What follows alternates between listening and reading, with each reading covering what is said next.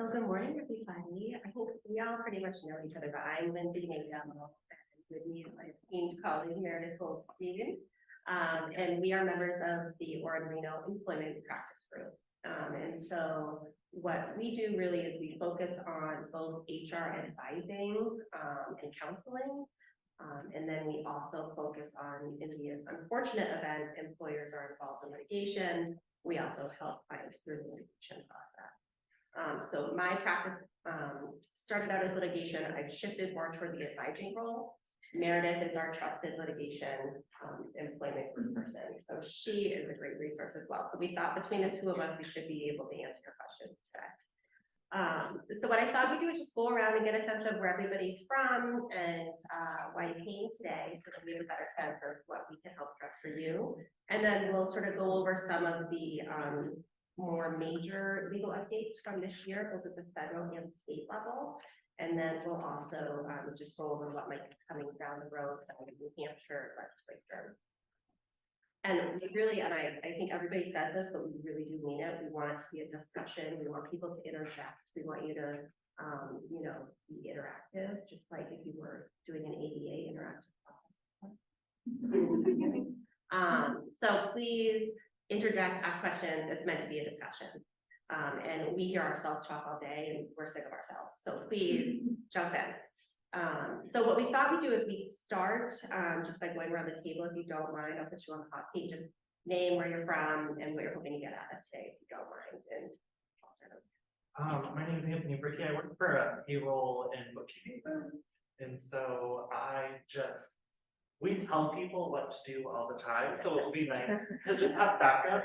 Like last week, somebody didn't want to pay their employees overtime, and I had to explain on a federal and state level that is illegal. But I'm not a lawyer, so it will just be nice to have. That's great. More. Good morning.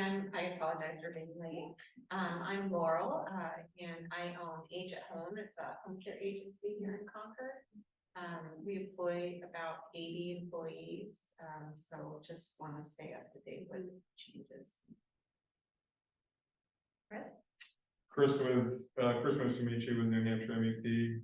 Just looking to get more up to date on any changes within fed level, state level. Tony Fernandez with New Hampshire MEP. Just like Chris said, we just want to get a better understanding of what's happening. Hello, I'm Siobhan. I do accounting at Wilcox Martin, so we're civil environmental engineering firm. I'm looking to learn as much as possible about HR. Definitely do more of the accounting side right now, but trying to get into that. So they intermingle. yes, exactly. Hi everyone, my name is Katie Mosher and I'm an attorney at Gallagher, Callahan, and Gartrell. I promise I'm not trying to poach anything. I really am actually here to support my amazing colleagues, including Meredith, who I'm on the SIPN board with, and also the Women's Bar Board. And I also just want to see how different presentations work and learn different presentation skills. And Katie's great. We know Katie so well. Thank you, Katie. Hi, I'm Stephanie. I am from Papa Construction. I'm the HR manager, so I'm here for all of the things. We know Cobb. My name is Emily Marsh. Thankfully, this is not a part of my job. I work with the chamber. I'm creative director, but very excited to be here with this awesome group. Emily's really interested today. Hi, I'm Jason Cheney. I'm with Engelbert Construction, and I'm not human resources, but I'm always trying to assist human resources because it's such a time of staffing needs. It's kind of crazy, and so trying to stay abreast of what's going on. That's great. And we do have a couple folks online. So I'm just going to call you out in the order that you're appearing. If you are there, feel free to jump in and just tell us who you are and why you're here. Amy McCarthy, are you there? This is when you know people walked away from their computer. Oh, she is. Hi, Amy. Amy, it's nice to see you. Thanks for joining. Miranda. Hi, I'm new. This is my first meeting. I'm from Pure Clean. We just joined the chamber a couple weeks ago. Miranda, you're a little quiet. I think we're gonna turn the volume up on this. Oh, okay. Thank you. I think it's down on the wall there, out by the door. Yeah, just like the master volume. Can you hear me now? Better? Oh, yeah. Much better, thank Alright. you. Thank you. All right, so we just joined the chamber a couple weeks ago. I'm from Clean. I am the office manager there, so I wear multi hats. I'm doing a lot of HR, marketing, and other things. So it's just really important for me to learn HR law as I'm educating our small staff. We have about 10 employees. That's great. And I see Kaylee. Good morning, everyone. My name is Kaylee. I own Legacy Marketing and Design. I am on the chamber board as well as a steering committee for the Concord Young Professionals. And also on In Town Concord and a few other ones. So I'm just here to support Meredith and learn something if I don't already know it. Great, thank you. Jared, you're such a celebrity. All right, so we'll get going. So we thought what would be helpful today is to start with the EEOC report card that just came out. Kish is also. Oh, Autumn, are you there? Yes. Hi, I'm Autumn. I'm an associate at Wadley Stern Peters, and I'm just here to learn about new employment updates. That's great. Welcome. Thanks for joining. So we thought we'd go over just sort of Meredith's going to give an overview of what the EEOC report from fiscal year 22 saw. And really, it's a good way to sort of know what trends we're seeing in terms of legal claims on the litigation front, and also what the federal government, which also usually trickles down to the state government, is paying attention to. So as an employer, sort of looking out for those areas that you're going to see pop up more. So take it away. Yeah, so absolutely. This report card that comes out every year is just really helpful to tell us kind of where the trends are, what the EEOC is focused on, where litigation is becoming more prevalent. So it's just a good snapshot really of what's happening in the industry. So this year, what we saw was the EEOC focused on 4 key areas moving forward. 3 of them are quite similar and relate heavily to our discussion today. The 4th is the impact of AI on employment, which is just a whole different discussion in and of itself.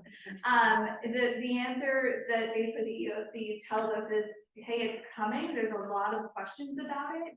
How it impacts every industry will be very different. So basically be aware of it, but we're still figuring it out. So we'll focus more on the other 3 for today, but just something to always be on the lookout for. So the 3 that they are really highlighting right now is systematic discrimination, advancing racial justice in the workplace, and enforcing pay equity. So those are the 3 highlights that the EEOC put out that they are going to be focusing on moving forward, and that they really focused on this past year.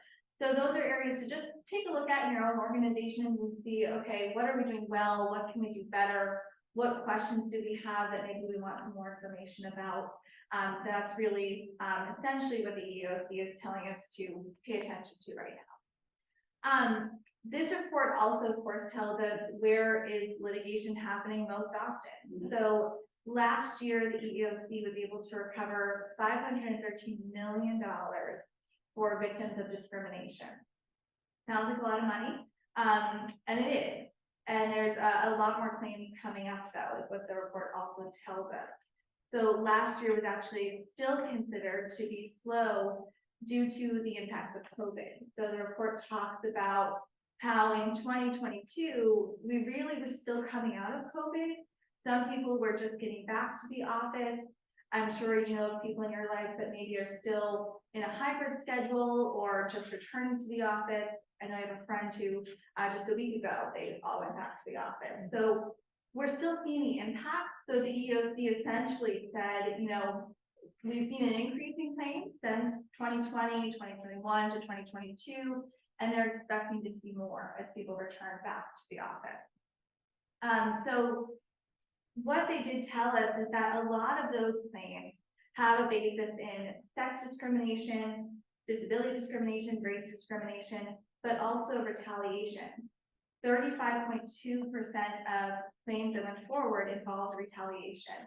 So that's one that often can be the tricky point for employers. You may have a potential discrimination allegation come up at work, think that it was handled well, it was addressed, but then something a little further down the road could become a retaliation claim. So it's something to always be aware of. The other pieces here that were talked about in the report is what sorts of issues are coming out in these litigation matters.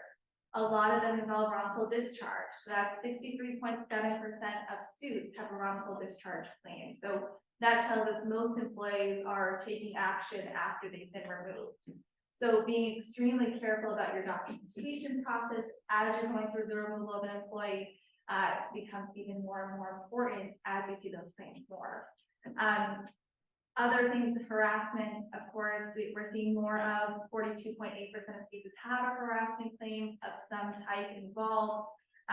We're still seeing a lot of wage claims as well. 9.9% of litigation involves a wage claim as well, which is not being handled properly.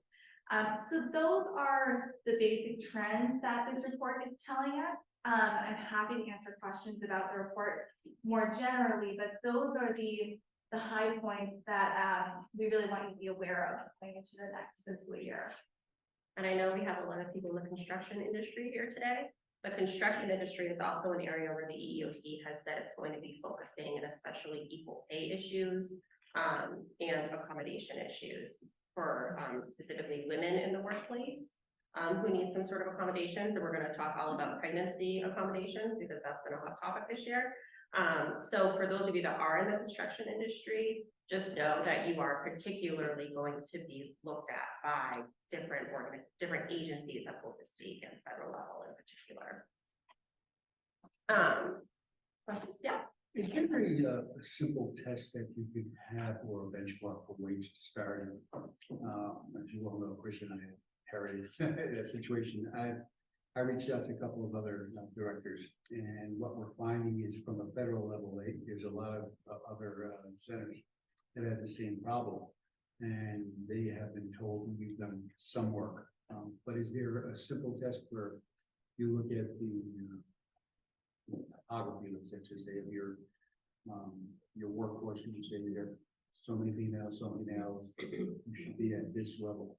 If you're at that level, you better call you. Yeah, so it would be nice if there was. Because it seems like there's a lot out there. Yeah, it's not like, so it's fact dependent, recognizing, right, some industries just lean one way or the other in terms of gender. So it's less about making sure that you have like an equal number of men and women employed. It's more about in a certain position, is everyone being paid relatively the same? And of course, there's changes based on someone's experience, their educational background, their performance. Those factors will change. So it can't be, it's not really an across the board measure, but what you should be doing regularly, annually, biannually, is looking at your pay scale and doing a pay audit and sort of listing out who are our employees, what are their positions, do we have job descriptions for all of those positions? Please do. And then listing out, you know, what's the pay range? So having a range for a specific position is helpful. So that you can say, look, these people may not be apples to apples, but they're within our range. So that's always really helpful. So doing a pay audit is something that's helpful, and you can do it yourself, or you can hire some payroll companies will do them for you, and then we're always happy. So that's a really good resource, and it also just shows, it's good to show, like, especially if you're in Massachusetts, the law requires you to do certain pay audits. It is helpful also just generally to show in a defense against a pay discrimination claim. No, we regularly watch this, we're on top of this, and show the documentation showing that you've been paying attention to those issues. Absolutely, you're gonna hear a lot from us today. Document. The more that you have that shows that you're doing everything you can to try to handle this properly, the safer you're going to be. And some people say, well, what does that mean, documentation? It means email, written evaluation, biannual evaluations of employees, or annual evaluations of employees, having written job descriptions. Your evaluations should go through the job duties in the job description, right? Having those things align will help you down the road if an issue comes up. So one, as mentioned, one of the big areas where we saw both national and state level laws change was in pregnancy discrimination. So we had at the federal level, the Pregnant Workers Fairness Act, the PWFA. This became effective in June, so it's in effect right now. The EEOC, the Equal Employment Opportunities Council, the federal agency for employment discrimination, is in the process right now of doing its rulemaking to implement it. So the regulations will be coming out soon. The comment period actually just closed October 10th. So that will be finalized and then go through the rulemaking process. So what does it do? So the PWFA requires covered employers to provide a reasonable accommodation to workers known with limitations relative to their pregnancy, childbirth, or any sort of medical conditions related to that. Except there's an exception if the accommodation would pose an undue hardship on the employer. And so a lot of employers will come to us and say, well, and whether you're talking about in the disability context, the pregnancy context, you know, so-and-so requested a reasonable accommodation, we just can't do that. That's not going to work. And what we're seeing now is the undue hardship threshold seems to be increasing. So it's not just a financial burden that you have to prove. It needs to be a significant financial burden. It also needs to be impacting other workers in the workplace. Maybe it's impacting safety for construction industry folks. You really need to show why doing some sort of accommodation is going to be too difficult and overburdensome for you to be able to comply. So just know that that sort of exception of an undue hardship is harder and harder to prove. So it's really in your best interest to be doing that interactive process, engaging in what is a reasonable accommodation and how do we make this work to the extent that you can. So this applies only to accommodations. Other laws, you have the Pregnancy Discrimination Act, you have state laws, those still all apply. This new law is really about the accommodations process and what you have to offer pregnant employees. So just know also, we're going to talk about New Hampshire recently passed the Momnibus bill. And so you will need to comply with that state law, which generally is even more protective than this. So if you're complying with the New Hampshire law, you should be complying with the federal law too. Covered employers include private and public sector employers with at least 15 employees. It sounds like most people in this room would therefore qualify. And that's for-profit and nonprofits. Oftentimes nonprofits will say, well, does this include us? And the answer in this circumstance is yes. So they are actually, the House Committee on Education and Labor report provides several examples of what reasonable accommodations might look like under the law. So having the ability to sit or drink water, which sounds silly, but it is one of the examples. Receive closer parking, have flexible hours, receive appropriately sized uniforms and safety apparel, receiving additional break time to use the bathroom, eating and resting, taking labor time off to recover from childbirth and to be excused from strenuous activities and or activities that involve exposure to compounds not safe for pregnancy. So employers are required to provide a reasonable accommodation unless it would be the undue hardship, which again is really hard to prove. So think about if an employee gives you notice that they are pregnant or have some complications after childbirth that require accommodation, just make sure you're talking with them and making a plan to the extent that you can. There's also at the federal level, there's been the PUMP Act, which is providing urgent maternal protections for nursing mothers Act. I swear they come up with the acronyms and then they make a long title just to, so the PUMP Act is exactly that. So that nursing moms can pump at work. It's not for breastfeeding, it is for pumping. So under this federal law, covered employees must be provided with a place other than a bathroom, and as someone who's had to pump in a bathroom before, it's not fun, that is shielded from view and free from intrusion from coworkers in the public, which may be used by an employee to express breast milk. So essentially you need to have a room, and it doesn't have to be there all the time. It doesn't have to be permanently dedicated, but it needs to be available and private for a nursing mom when she needs to be using it. This applies to employers with fewer than 50 employees, with over 50 employees. So it doesn't apply to everyone, but we're going to get to the New Hampshire equivalent, which will apply to people in this room. So are there any questions about the federal PUMP Act or the Pregnancy Act? Okay. So the New Hampshire Momnibus bill coincidentally passed around the same time as the federal law, but the New Hampshire effort has been in the works for years, and it finally just made it over the finish line and was signed into law. So this applies to employers with 6 or more employees. So really it's getting at most employers in the state of New Hampshire. It was House Bill 358 that was signed into law as part of it. And it says that employers must provide a reasonable break period to nursing mothers, which means an unpaid break period of 30 minutes for every 3 hours of work performed. So, and again, there's an exception for undue hardship, but under this, it says undue hardship shall mean any action that requires significant difficulty or expense when considered in relation to factors such as the size of the business, its financial resources, and the nature and structure of its operation. So again, it's hard to prove an undue hardship, and what constitutes an undue hardship will depend on your specific business. And it's very fact dependent. So again, 30 minutes for every 3 hours of work is the general guiding line. An employee and an employer can alter that schedule by agreement. What I would say is if you are an HR professional who's going to alter from the 30 minutes for every 3 hours, say an employee says, no, I just need every 4 hours, get that in writing somewhere, have it in an email where it's agreed to by the parties in writing. Employers are required to have a written policy and notify employees of their policy under the omnibus bill. So that is one thing in your employee handbooks to be updating. And really it's pretty simple. You just need to say, here's what our policy is, and we can agree to other changes, contact HR if you'd like to change.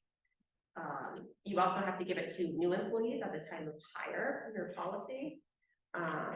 And then the employee is required to notify the employer at least 2 weeks prior to needing reasonable break periods. So essentially, if you have an employee who's coming back from maternity leave, you should be asking them, here's our policy, by the way, let us know if you'd like to request an accommodation. This applies for 1 year following the birth of a child. And it needs to be within a reasonable walk of the employee's work site, unless otherwise mutually agreed. Can't be a bathroom, it should be clean, it should be private, and if feasible, the law says there should be an electrical outlet and a chair, which I can tell you would be useful for most people. So those are the requirements of the physical structure. And again, it's unpaid, and it's in addition to other breaks that are already provided. So if it's in addition to the lunch break or any other breaks that you offer other employees, this goes on top of that. You can't ask someone to make up the time. It's just, it's a period for 1 year following the birth of a child, and that's what you're required to give. If I missed anything. Violations are subject to a $2,500 fine, so keep that in mind. Tony? What about overtime or something like that? That's the way you're doing this, you're adding 4 or you're deducting 4 hours from the work week. So if you're requiring that person to work more hours, how's the overtime coming? It's unpaid time, Right. so it wouldn't count toward their calculation of how they reached the threshold for overtime pay. But my question would be, if you require them to put in 40 hours a week, I guess at that point in time, they're going to be physically there 44 hours, even though there's an understanding. So that's a good question. So I think, I don't think you can require them to work a longer day because they're taking this break. Okay. So I don't think it would change that. It would still be, this is within their existing 40-hour work week. Right. So that's pregnancy. Question? So this was the big area that we saw a lot of action. Every employment law CLE that I go to talks about pregnancy, all we talk about, and how are employers going to comply to this? And really part of it is, the state statute really clearly says this is what you have to do. The federal, this will shock you, the federal government is taking longer. And so we are waiting for those regulations to come out, but they will come out, and I suspect they'll be very similar to what we have at the state level already. One thing I wanted to mention, it's not new, but it seems to be gaining some traction, is the New Hampshire Paid Family Medical Leave Plan, which is a voluntary plan that was rolled out last year. I know the Chamber's done some events around it. And it basically provides participating New Hampshire workers with 60% of their average weekly wage for up to 6 weeks a year for specific leaves of absence. So those are things like to your own serious illness, an illness of a child bonding time after birth or adoption or fostering, if you have a serious health condition condition or a family member does and you're caring for them, caring for a qualifying military service member, those are all reasons why you could take leave under the paid family and medical leave plan if you opt into the program. Now, you might say, well, we already have short-term disability benefits, so why would we bother doing this? The trick for employers is that you get a tax credit, basically, and so that's why it's helpful. So if you're already offering this, it may be worth getting a quote from the plan online to see if you might want to switch and have your benefit go through the state plan so that you can use that tax credit. What I would say is generally the online website for the New Hampshire Paid Family Medical Leave Plan is really good. It's really helpful. There's a whole section for employers, there's a section for employees. If you have an independent insurance broker that you use, go through them because they're seeing this through, you're not their only customer who's going to have questions about this program. So use your independent insurance agent. You also can try to do it directly through the online portal if you want. Open enrollment for the New Hampshire Paid Family Medical Leave Plan for individuals will be held December 1st, 2023 through January 29th of 2024. And it's open enrollment anytime for employers to opt in. So it's voluntary, but here's the catch. Employers can voluntarily participate. And then if you're an employer who doesn't participate and you're an individual employee, the individual can also opt in and sign up. And the catch is that an employer has to administer the benefit if an individual employee opts in. So it's voluntary for an employer, but even if you decide not to do it, and an individual employee opts in, you've got to administer the benefit through the plan. You can do as an employer, you can opt to either just the minimum of 6 paid weeks of leave, or you can also do the amplified 12 paid weeks of leave. So that is the paid family medical leave plan. What I'd also say is coordination of benefits has been tricky with this program because it is very similar to a short-term disability plan that you may already have. So again, working with your insurance broker is usually the most efficient way to figure out how to coordinate your benefits. Any questions on paid family medical leave?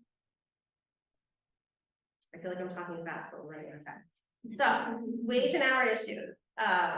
The Department of Labor, so we all sort of know for overtime, as it came up, you have the exempt versus non-exempt employees, and if you are exempt from paying overtime, you're a salaried employee, and most people generally think of hourly employees as being your non-exempt. And so a lot of times we're talking about making sure you are classifying employees properly. Are you saying, yes, these people really are non-exempt and have to get overtime, and this person is exempt, so doesn't have to get overtime? Again, job descriptions are really helpful when doing that analysis. And it's not only based on what you say the person does, but what the person actually does in practice too. The current test is there's a salary threshold test to see if you're exempt plus a duties test, and you have to meet both to be exempt from overtime. If you don't meet one of the tests generally, you have to give overtime to that employee. So on August 30th, the U.S. Department of Labor announced that it's doing rulemaking and it's going to significantly increase that salary test. So if finalized, the rule would raise the salary threshold to qualify as either your executive, administrative, or professional exemptions, which is what most people tend to fall under. If you're an exempt salaried employee, currently it's about $35,000. At finalized, it would jump up to $55,000. So what this means is you could have an employee right now making $45,000 a year, and you say you're exempt. Under this new law, if you don't increase their salary, they're not going to meet the exemption, and you're going to have to switch them back to being non-exempt and qualify for overtime.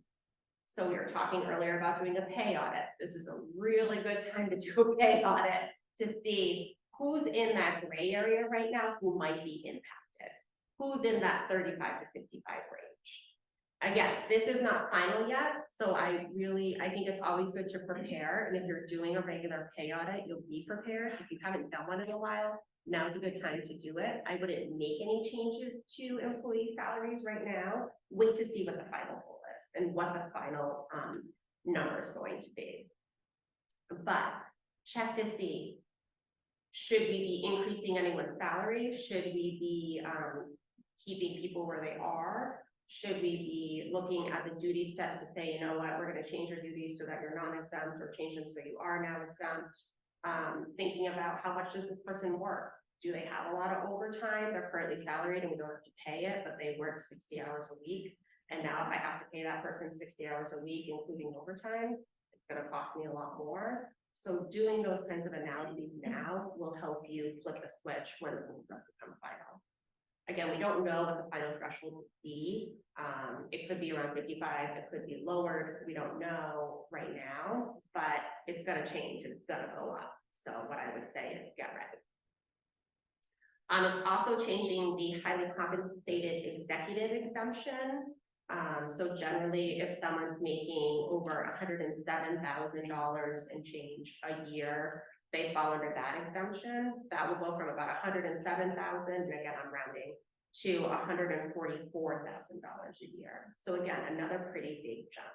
And what the Department of Labor has said is, look, the last time we raised these thresholds was in 2020. So it's been a minute. We've had inflation, everything's going up. It's time the salary test went up too. This is a really big jump. The last time they tried to do this sort of really big jump, it was defeated, and they came back through the rulemaking process and they tampered it down a little bit. It will be interesting to see if after the public comment period closes, or if it just closed, or no, it closes in November. After that closes, if they make any adjustments or changes. What they've done is they came up with this number by using a threshold amount based on census data.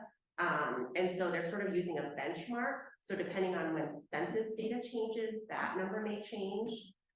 Instead of having to go through the formal rulemaking process every year, what the US Department of Labor has also done with this rule is say, we're gonna automatically adjust every 3 years. It's gonna automatically stay at this benchmark of 35% of what someone in like the lowest tier is making, which is like down south right now.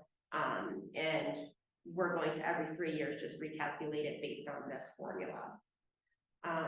So it will change every 3 years, which also, if you're an HR professional, is like, oh God, every 3 years, that's too much, right? But that's what it's currently set up to do. Interestingly, a lot of us thought that there would be changes to the duties test for the executive and administrative exemptions and professional exemption. They didn't change the duties. So the duties tests are staying the same. So really it's just crunching your numbers right now to make sure that you know if this changes, how it will impact your organization. Any questions? So stay tuned. One thing that I do think this will impact a lot, I will probably impact smaller businesses that may have a lower pay scale, as well as nonprofits, who tend to also have sort of a lower pay scale than larger, bigger organizations. It will apply equally to nonprofits as for-profit. So that's question. So I'm talking a lot, no one's talking at me. We always get questions about employees versus independent contractors. Does anybody here use independent contractors? Yeah, you do. Okay.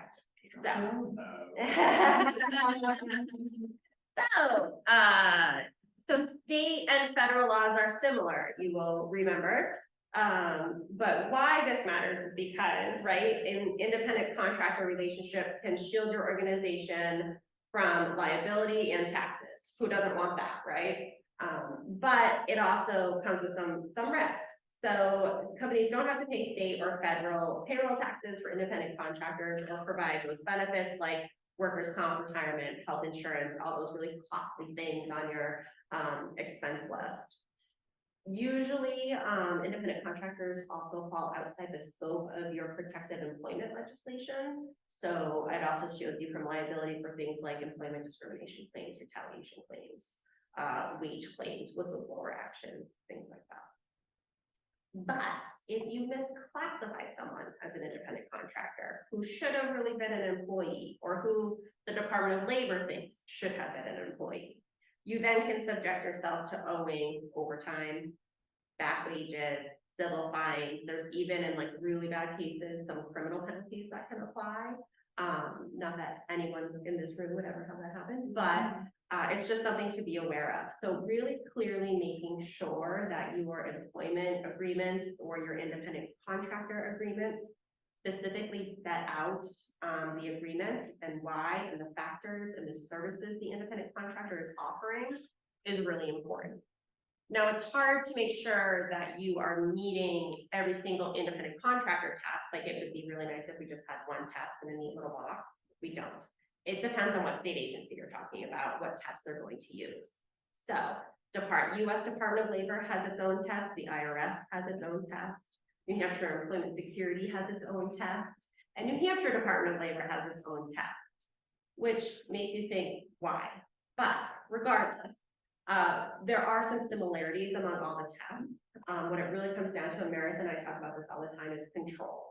Who's in control, and are you controlling that worker enough that they're really an employee, or are they autonomous enough that they are their own entity?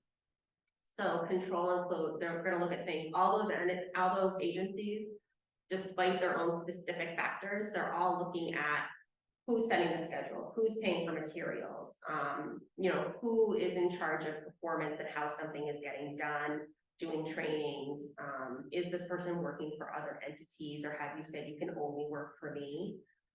Those are things that will be looked at.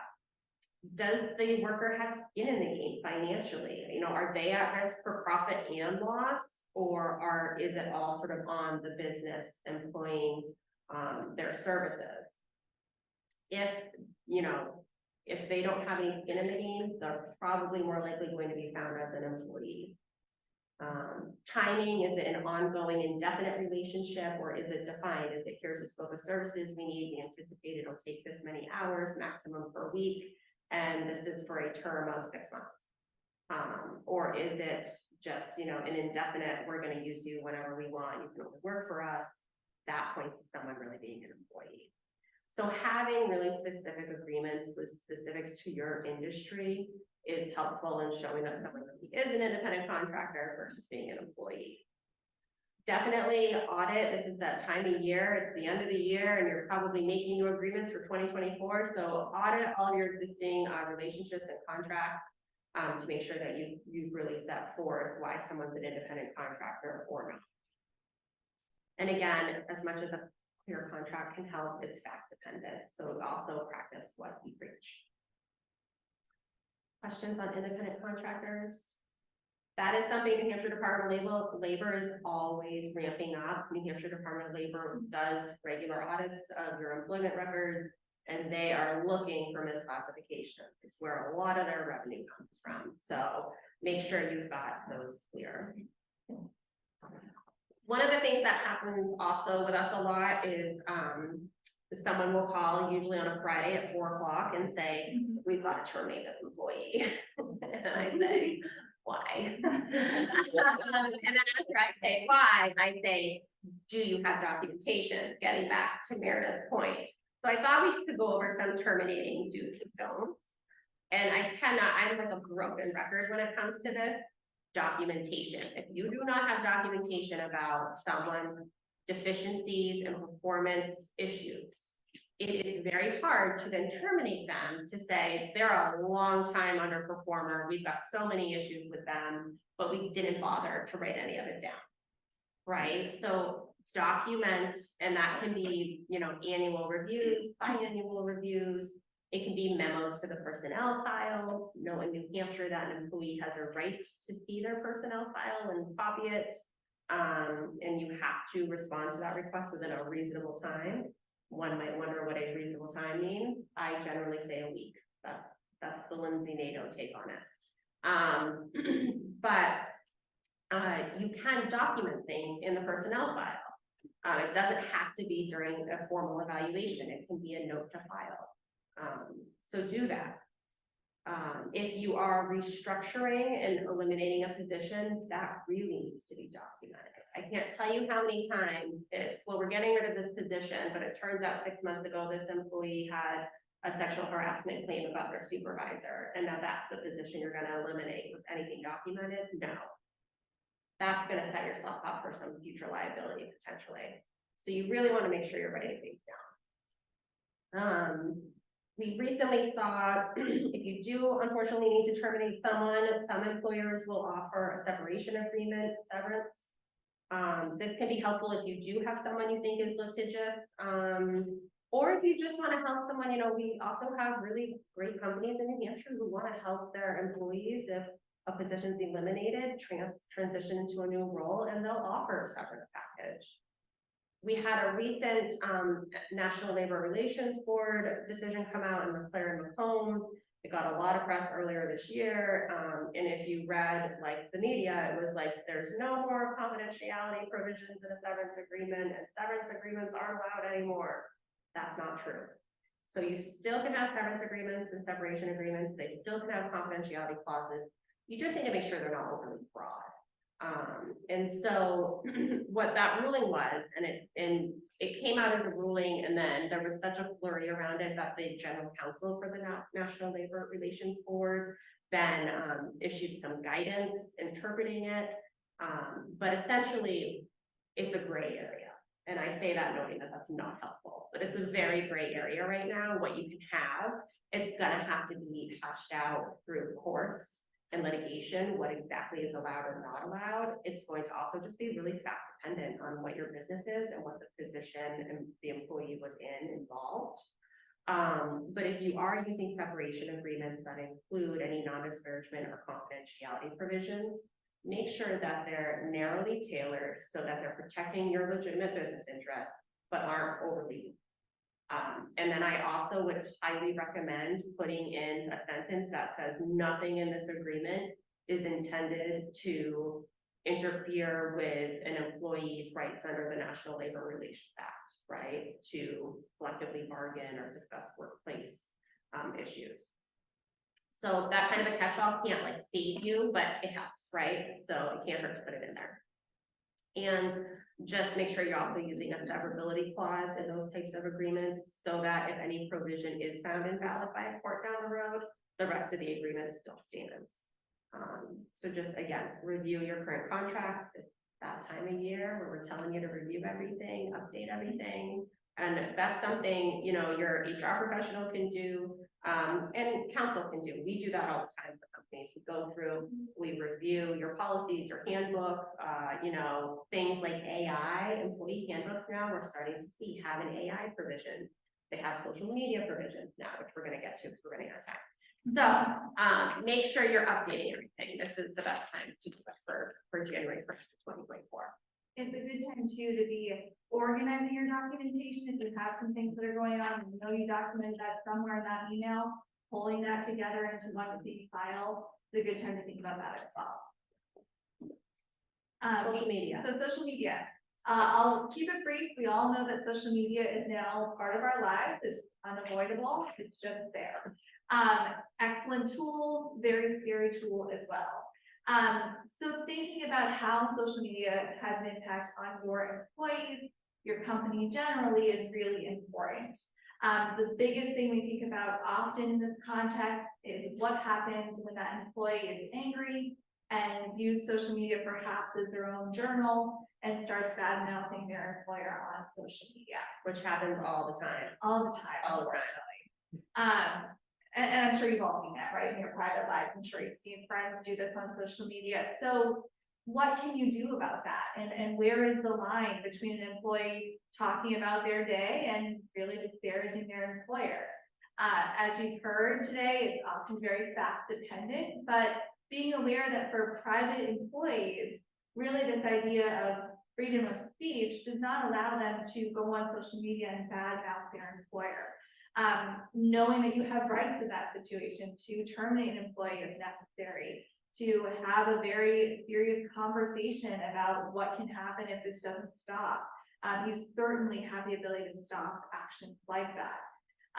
What can make that a lot easier for employers is having a very good social media policy that you put in your handbook. You make sure it's highlighted to employees when you go over your handbook with new employees, for example, just making clear what the expectations are. Of course, this could also get into when your employees are interacting together on social media. If you have, it's common for coworkers to friend each other on Facebook, right, or follow each other on Instagram. what happens if there starts to be harassment over social media or discrimination? Making clear that your policies that exist at the workplace exist outside of it as well. You can't be harassing a coworker on Instagram and get away with it. So really thinking about those implications and having clear policies just helps guide you going forward, especially as social media continues to change as well. And thinking as well, of course, about what speech is protected is important. Of course, collective bargaining, whistleblower speech, we know that those are protected areas. They continue to be protected on social media as well. So if you have questions about social media policies, what they should include, happy to talk about them more. I know we're a little tight on time, but a lot of places that haven't updated their handbooks in a while may not have one. So it's a good time to make sure that you have one out there and that it's current, you know, that it's not referencing MySpace, for example, or something like that. No, I feel. So that's a perfect segue into our sort of last topic. Well, our second to last topic is updating your policies and handbooks. And just again, now's the time to do it. Get ready for 2024, have everything in order. And I think a lot of companies find it useful to have drafts done and then have council just give them a quick review. That's usually a cost-effective way of updating. If you need samples of things, like a sample social media policy, those are things that we send clients all the time. So your council, if you don't have council, let us know. We do that all the time. So just again, make sure your handbooks are updated, your policies are handbooks, your agreements are updated. Just make sure everything's up to date. We talked a little bit about AI in the workplace. Again, it is all new. And so some employers are starting to use it. What I would say is just use with caution, right?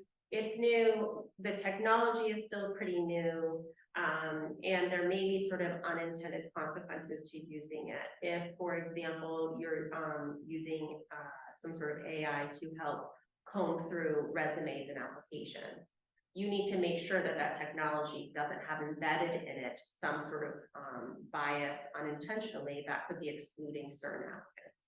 Those are the kinds of things you need to watch out for. So what I would say is AI is a great tool. It can be one of the tools in your tool belt. It shouldn't be the only one. Make sure you're adhering to best practices still. The EEOC staff is being trained purportedly on identifying AI-related violations of the current discrimination laws.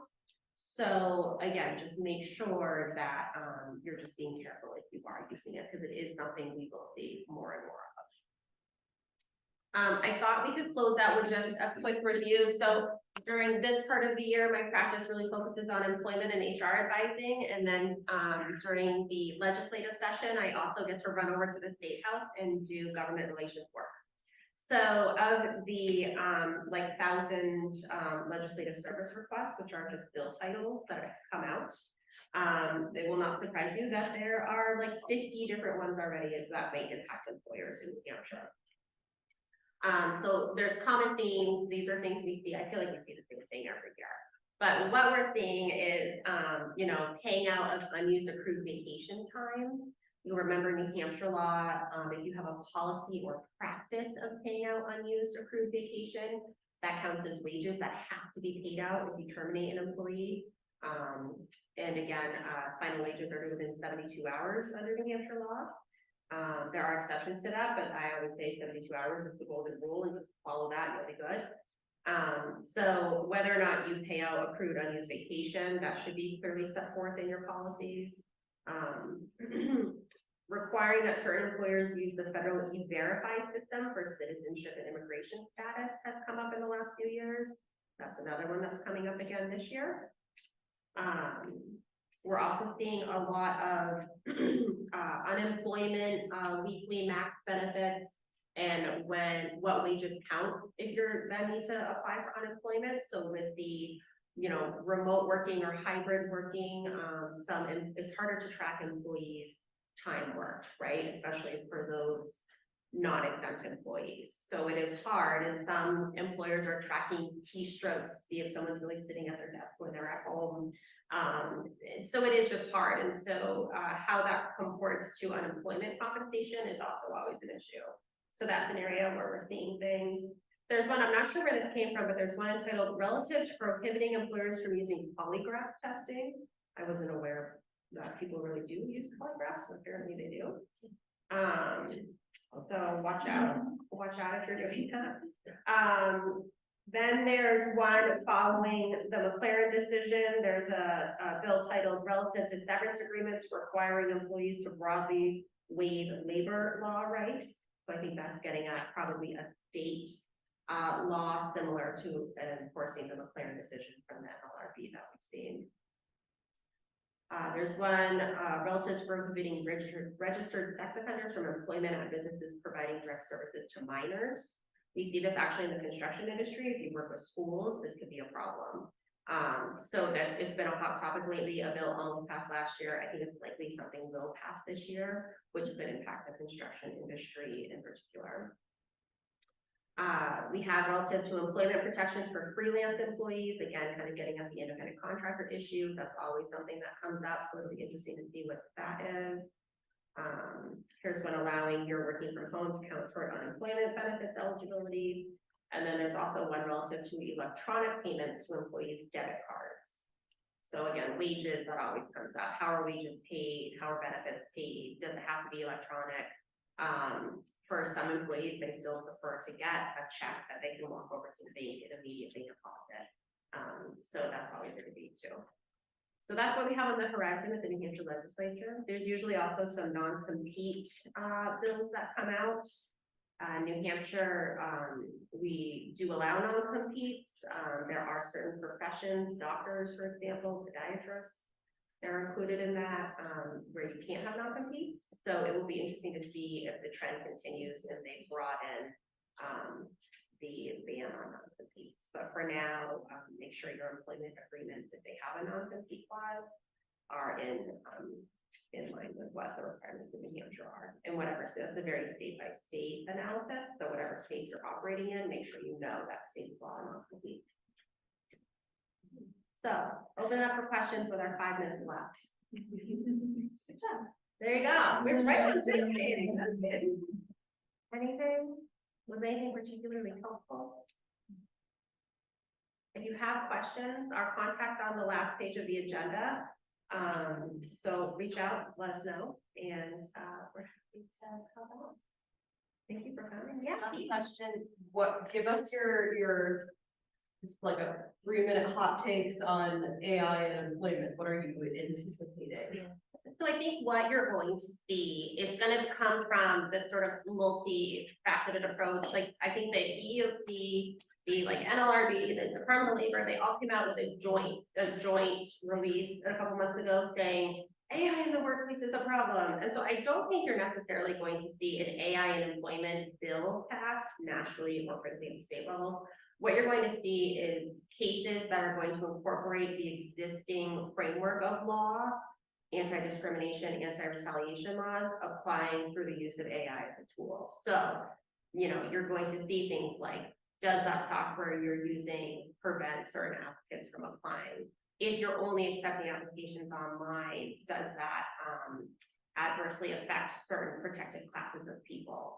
I think that's where you're going to see it more, working under the existing framework of Title VII and New Hampshire RSA 354A. The Human Rights Commission is chronically understaffed in New Hampshire. And in New Hampshire, employment claims have to first go to the New Hampshire Human Rights Commission, or you joint file with the EEOC. But so you go first generally to the Human Rights Commission, and it takes a year to get anything just through that process. Which is hard if you're an employee. It's hard if you're an employer, I'll tell you that. You know, we oftentimes will represent management in those cases, and they just take a really long time. But it is something I think we'll see more there, but I think it'll probably start at the national level quicker than the state level.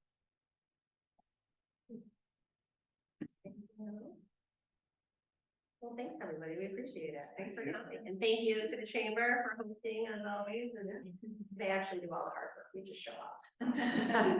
This will be a really popular recording. It has a lot. Good info. So, yeah, thank you so much. Thank you, and thanks everybody for joining online.